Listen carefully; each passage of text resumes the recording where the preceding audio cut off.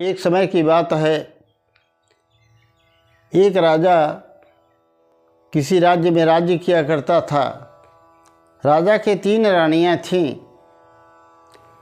परंतु उसमें से जो बड़ी रानी थी वो बहुत ही सुंदर और आकर्षक थी, जिसके कारण राजा सदैव उसी को मान सम्मान देता था और ज़्यादा समय उसे ही देता था।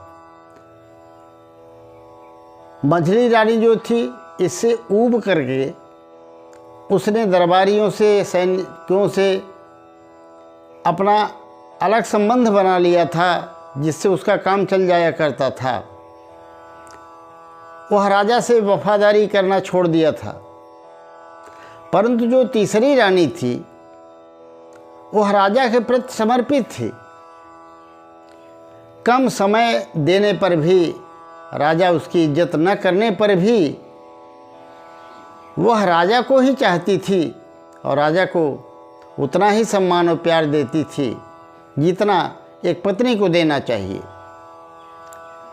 काफ़ी समय व्यतीत हुआ।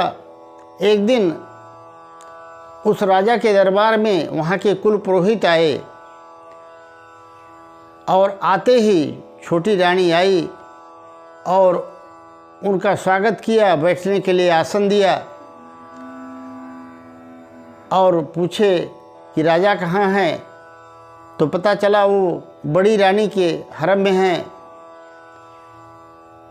उन्हें सूचना दी गई, आने में समय लगा। तब तक कुल पुरोहित ने छोटी रानी से पूछा, बेटी तुम उदास क्यों लग रही हो, क्या बात है? छोटी रानी की आंखों में आंसू आ गए। वो कुछ बोली नहीं, उठ करके वहाँ से चली गई। तभी वहाँ पर खड़ी एक दासी ने कहा, गुरुदेव अगर आज्ञा हो तो मैं कुछ बताऊं। गुरु ने कहा, तुम ही बताओ क्या बात है।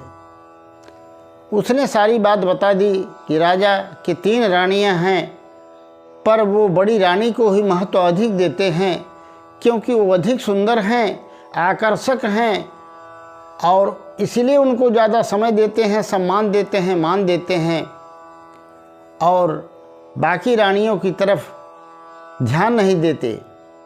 इसलिए छोटी रानी दुखी जरूर रहती हैं, पर हैं वो राजा के प्रति वफादार।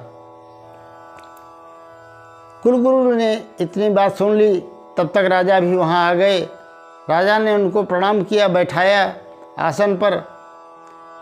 तब कुलगुरु ने कहा, राजन मुझको लगता है कि आपने सब कुछ तो सीख लिया, पर एक शिक्षा अभी बाकी है आपको सीखने की। राजा ने कहा, गुरुदेव अगर कोई शिक्षा बाकी हो तो आप बताइए, मैं उससे अवश्य सीखूंगा और अपने जीवन में उतारूंगा। तब कुलगुरु कहे कि देखो, तुम्हारे राज्य में या तुम्हारे दरबार में, तुम्हारे परिवार में जो भी व्यक्ति हैं, उनके तुमसे कुछ न कुछ अपेक्षा है और उनकी अपेक्षा पर ध्यान देना तुम्हारा कर्तव्य है। इस बात को तुम ध्यान दो और ऐसा करोगे तभी तुम सुखी रह पाओगे। केवल बाह्य आकर्षण पर जाकर के भंवरे की तरह निमग्न हो जाना तुम्हारे लिए दुखदाई हो सकता है। कुल पुरोहित ये उसे राजा को उपदेश देकर चले गए, परंतु राजा को वह बात समझ में नहीं आई। वह वैसे का वैसा ही बड़ी रानी से प्रेम करता रहा और उसे ही सम्मान देता रहा। मित्रों, कुछ दिन के बाद ऐसा समय आया, एक दिन राजा बुरी तरह से बीमार पड़ गया और उसे ऐसा लगने लगा कि अब मैं नहीं बचूंगा।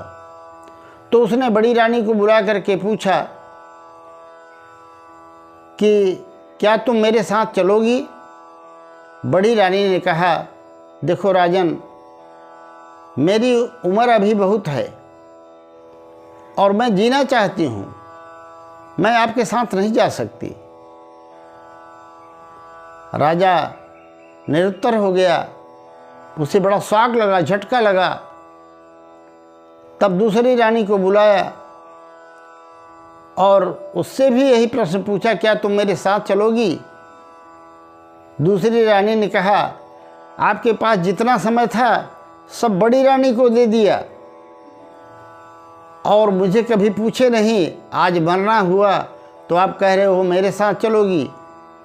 मैं तो ये सोच रही हूँ कि आपकी मृत्यु के बाद मैं दूसरी शादी करूँगी और सुख से रहूँगी। दोनों की बातें सुनकर राजा अत्यंत दुखी हो चुका था। तीसरी रानी से पूछने की हिम्मत नहीं जुटा पा रहा था, पर पर्दे की आड़ में खड़ी तीसरी रानी, छोटी रानी, सब कुछ सुन रही थी।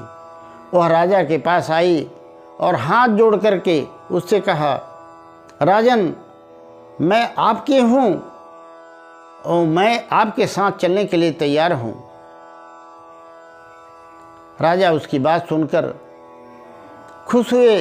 तभी कुल पुरोहित वहाँ पर एक बहुत ही अच्छे वैद्य को लेकर आए और राजा का इलाज करवाया। राजा ठीक हो गए। अब राजा की आंख खुल चुकी थी और पुरोहित की बात भी उन्हें अच्छी तरह से समझ में आ चुकी थी